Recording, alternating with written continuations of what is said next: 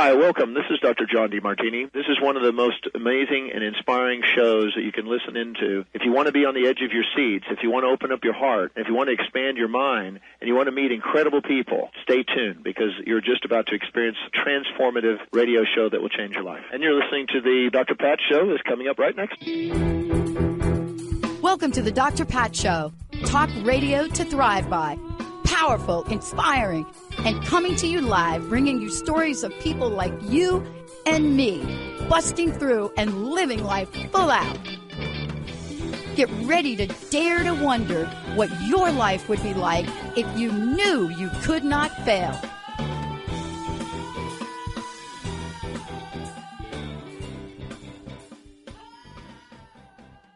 Wow. Hey, everybody. Welcome. Great show. Reverend Connie Stomper joining me here today. And we are taking this on because this is so very, very important. You know, the year we come into, of course, there are new years, but there's something about the energy right now. And if we don't tap into what it's like to create the 2025 we want and do this through intention, then you know what you're going to get? You're going to get a 2025 that looks almost exactly the equivalent of chaos. Reverend Connie, Dr. Connie, this is a great topic. Okay, let's talk about what they didn't cover in the movie The Secret. And that is, what is creating through intention? What does it really mean? Well, for me, creating through intention, it's a good time to talk about it, not only for the reasons you said, but because people are setting their own goals at this time. And what I realized is goals for me, I used to teach it in organizations, you set a goal, you work backwards, you get all the steps, right? But I didn't find in my life that I could actually control the outcome or control the timing of the outcome. And often people set these wonderful goals. Some people are great at it. Other people, like a couple months down the line, they're just discouraged. They feel like a failure. They weren't able to control the outcome. They were doing all the right things. And for me, intention is the core difference is that mostly we look at creating forms out there, relationships, jobs, whatever. And we hope and we expect and we want the essence of the experience to come from that form. In creating through intention, we're looking at the vibration of the essence we want. And for me, it's trusting spirit actually knows more forms than we do that can resonate with that essence. Yeah. You mentioned The Secret. The reason this is important is in creating through intention, what we're doing is holding and energizing that essence that we want to create in our lives. Yeah. And for me, anything that we want, if we want a relationship, a marriage, we want to experience love, right? If we want a job or money, we want to experience abundance. If we want friendship, we want, companionship, love, whatever. All of those qualities to me, from a higher perspective, which is what we talk about, are actually qualities of the soul. Mm-hmm. So we don't need the outer experience really to have the experience that we are. And what's important about that to me is that if we're thinking, like in The Secret, where there's a passion for the outer and we might create that way, right? And I'm not saying it doesn't always work, but in a sense, we're holding a vibration of lack. We're not holding the vibration of what we want. We're saying, I need something out there to have the inner experience that I'm looking for. And most of us don't just want the form. We want what we think it's going to bring us in terms of love and joy and peace and all of those lovely qualities, which are actually qualities of who we are.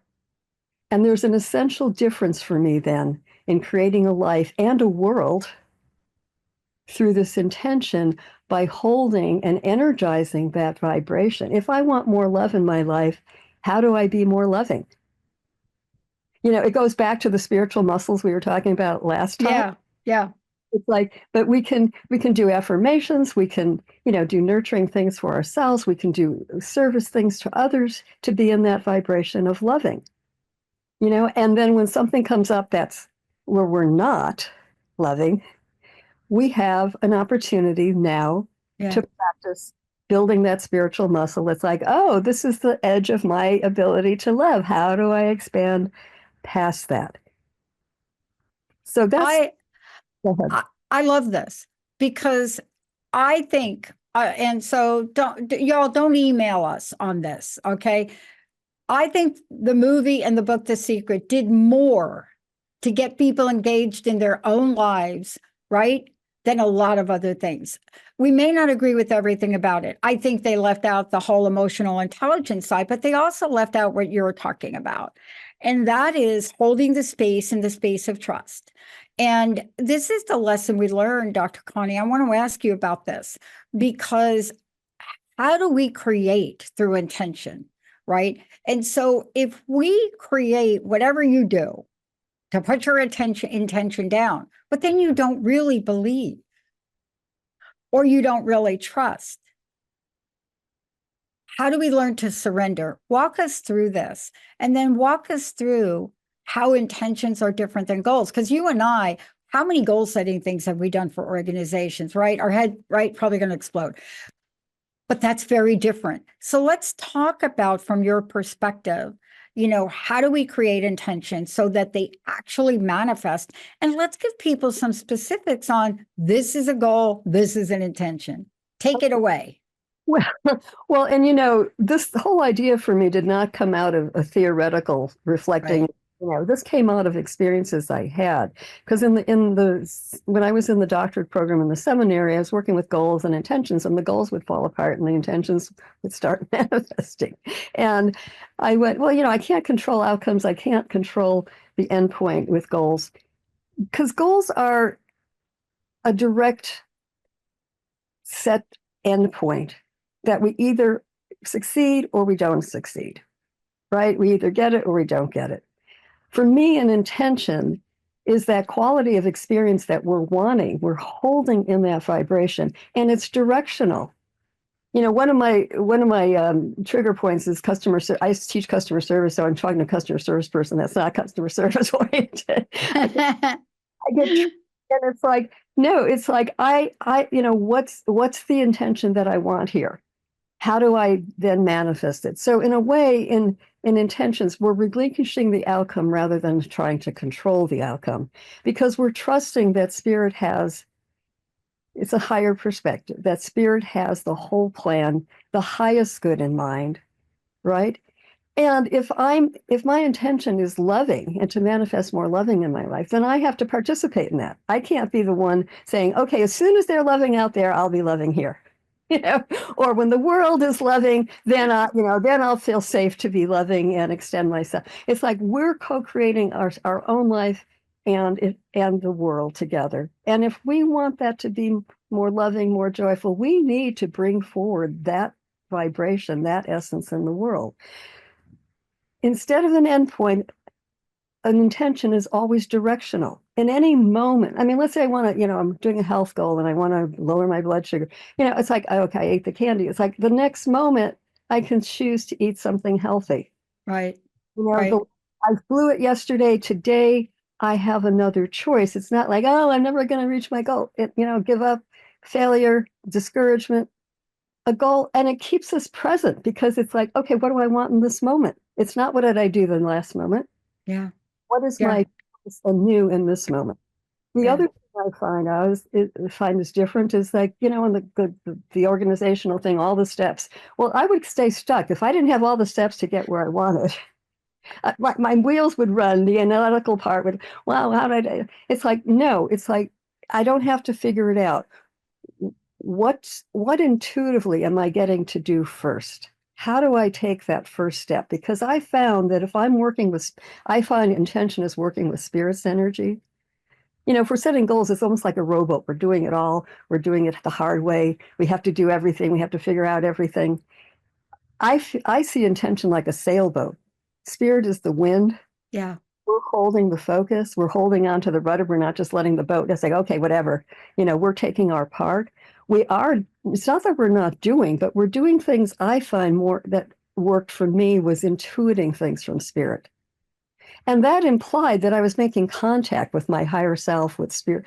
I was doing something to keep that connection, right? Because we can have all kinds of ideas out of ego, but if we're really looking at from a higher place, how do we follow?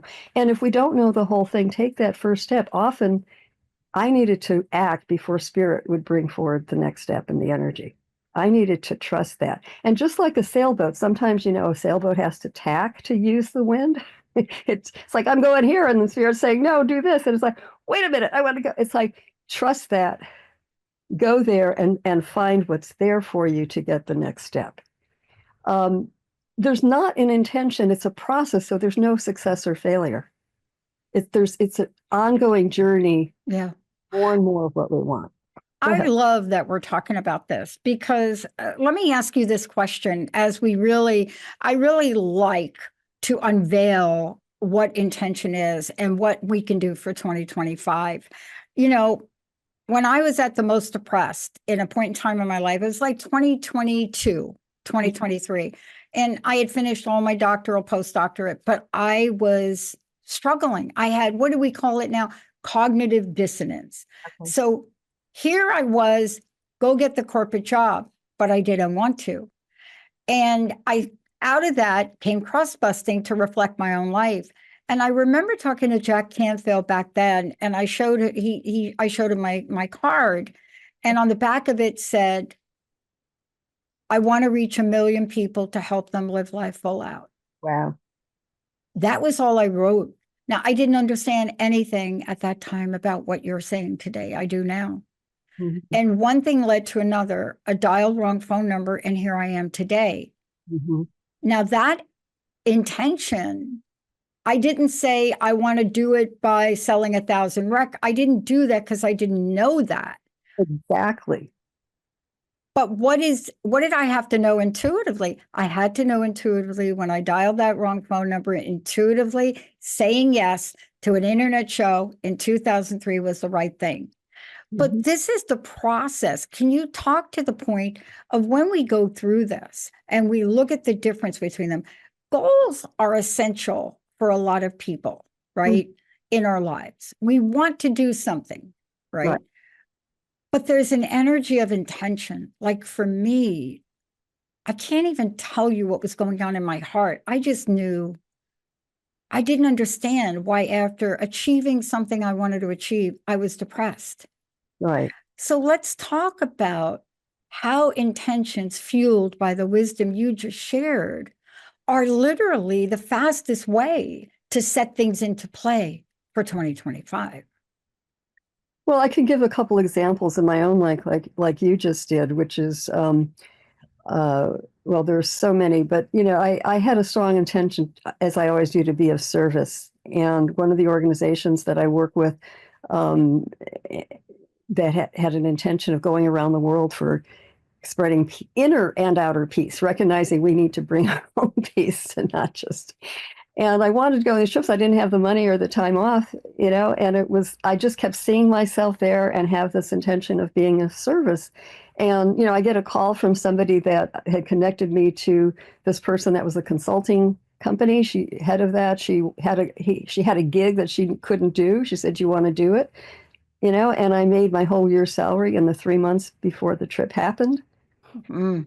And and things like that. I started doing the workshops. In fact, if people are attracted to this, I do workshops on this and the finding the blessings in experience. But I had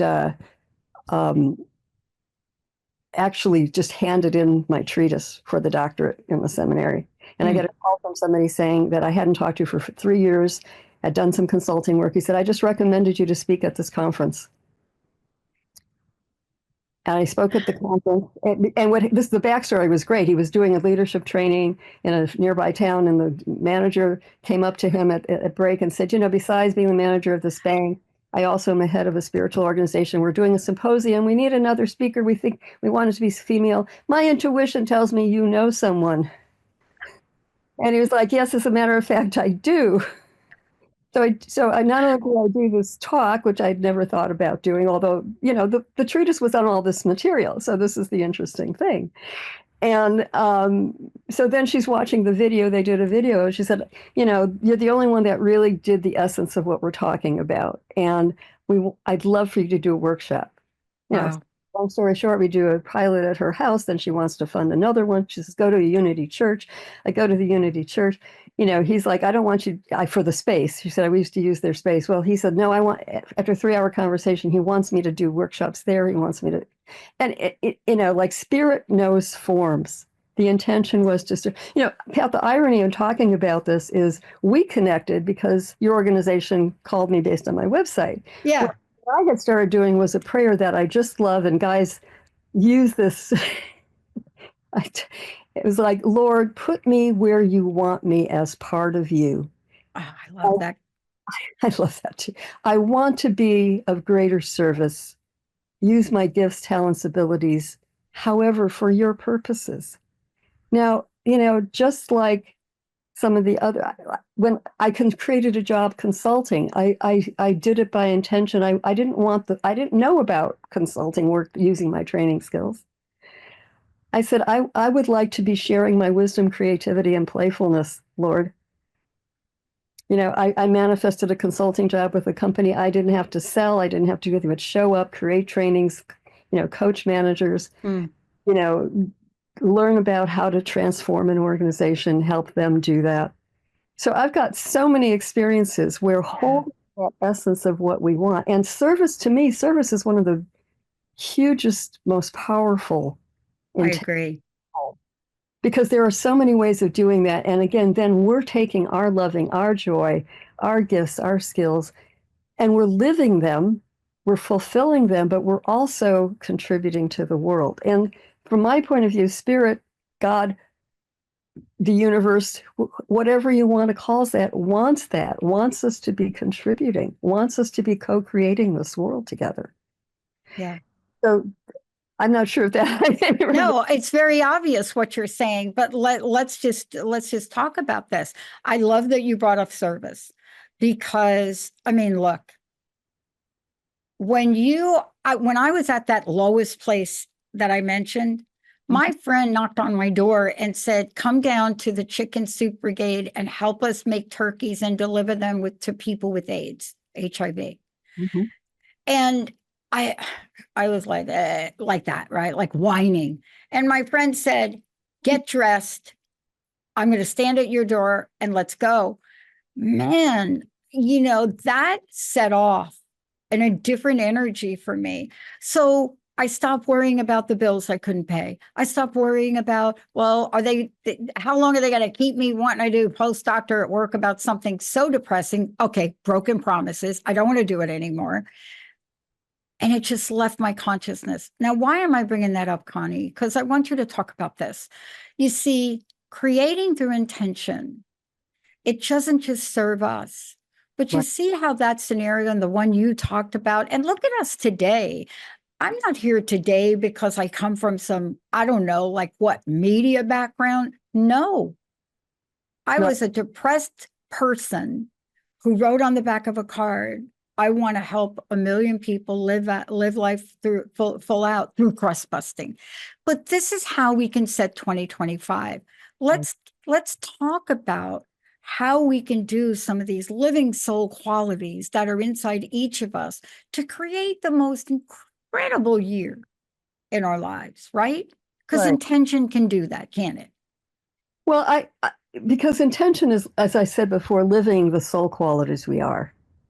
We're choosing to focus on one or more of those, and we can energize those in a number of ways. I did a study in my doctorate around this, and people did all kinds of things. They wrote affirmations, they got images, they would play basketball, thinking about the intention, all of that kind of stuff.